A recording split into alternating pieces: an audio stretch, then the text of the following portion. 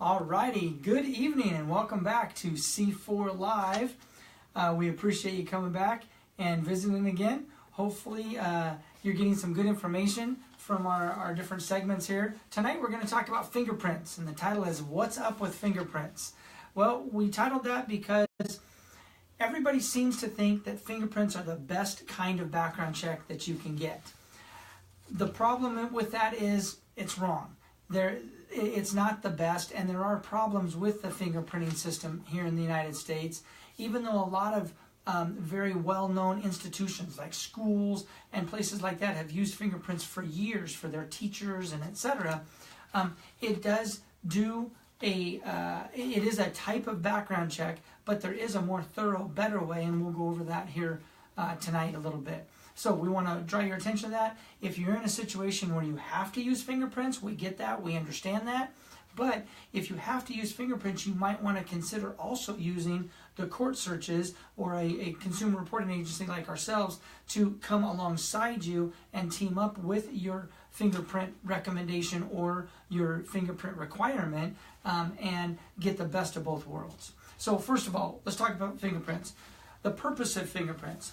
Understand that the fingerprinting system in the United States normally on a national basis goes through the FBI. Okay, that was never set up to be a employment screening tool. That was always set up to be a system that enabled law enforcement agencies from all over the United States to assist and help each other track criminals or find information about an individual that might help another law enforcement agency in their case against that same individual. That's what the whole purpose of that system was and really is. It was never set up to be a pre-employment tool. The problem with that is that with those, you have many records that do not have a disposition, meaning they do not have a final outcome in the court case. In the FBI system and in a lot of police records, you will have arrest records. Okay? You cannot use an arrest record as an employment decision for an employment decision in the United States. The problem with that, and why can't you? What's wrong with that? You might ask. Well, that's a good question. The reason you can't is because that arrest record, the end of that, meaning the disposition, might change. They might have been arrested. That person might have been arrested, or just for an example, I might have been arrested for a situation, but I was not convicted. There was no disposition there showing a guilty disposition because the case was dropped or dismissed or pled down to a different situation, whatever. All of those things can change on an arrest situation versus a disposition. So that's one of the problems. 50% of FBI records fail to include information on the final disposition of the case. They might even have a final disposition, but they don't show it in there. And so that is a problem with that because you as an employer, we're talking pre-employment screenings here, you as an employer can't make a decision on that employment without that. 1/3 of felony arrests in the United States do not result in a conviction, and many others are reduced down to misdemeanors. That comes from the National Employment Law Project, July 2013.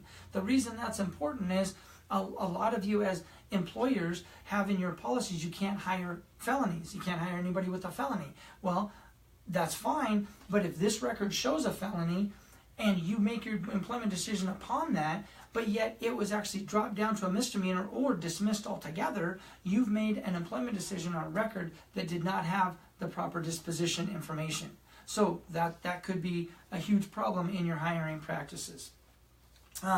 Let's talk about number 3. Some states and municipalities may choose not to do fingerprinting on certain times. Maybe they don't allow have fingerprinting at certain times of certain intakes. And so certain criminals get away with not being fingerprinted. Others, back in the day, and a lot of this isn't the case now, but there was a lot of stacks and stacks of fingerprint cards that had never been processed just because of budget cuts and things like that. So understand that a lot of those have not been processed as far as those criminals being arrested, but yet not being processed and their fingerprints not being done. 4th, fingerprints do not comply, and they do not have to comply with the EEOC and the FCRA compliance guidelines. So you as an employer, you have to follow the EEOC and the FCRA. But fingerprints do not have to follow those rules. And so you have to make sure that that fingerprint record you're getting is compliant with that. Well, there may be lacking information. You may not be able to know that.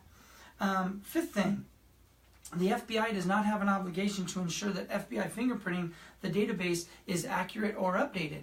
Some of that information can be outdated, and so you might be at a point where you're using outdated information thinking that it's current information, because again, the FBI database was never meant to be a pre-employment screening tool. It was always meant to be assist fellow officers and from one law enforcement agency to the other. The National Academy of Sciences has a quote. The study found, quote unquote, that it was not able to find a body of evidence indicating whether fingerprinting added to safety one way or another, unquote. And the state of Maryland found basically the same kind of thing in a study that they did. And because some of the information is not reliable, that lacks in the safety situation. So let's talk about court searches. What are your options?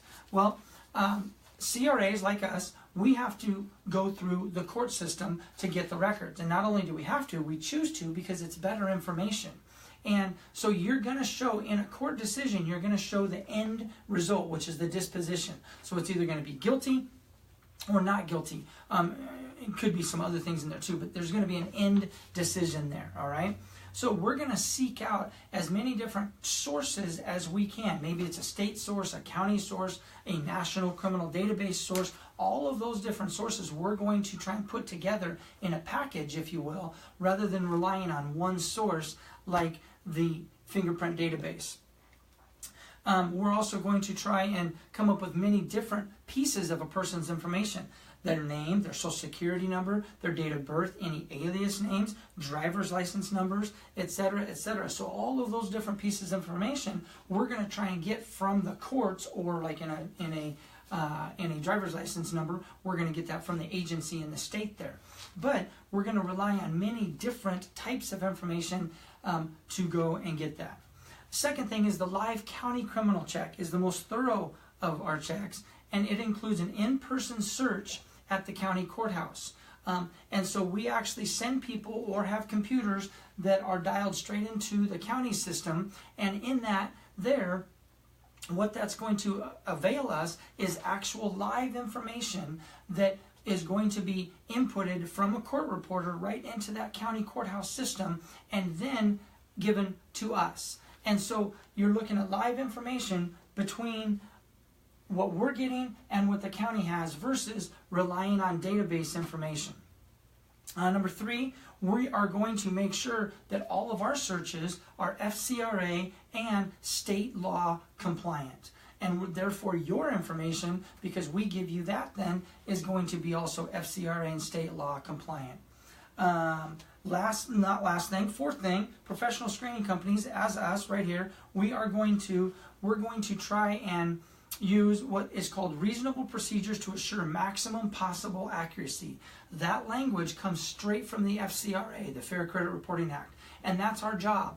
We are compelled by that document, that Fair Credit Reporting Act, to make sure that our work is as reasonable procedures to assure maximum possible accuracy. So that's very, very important that we do that.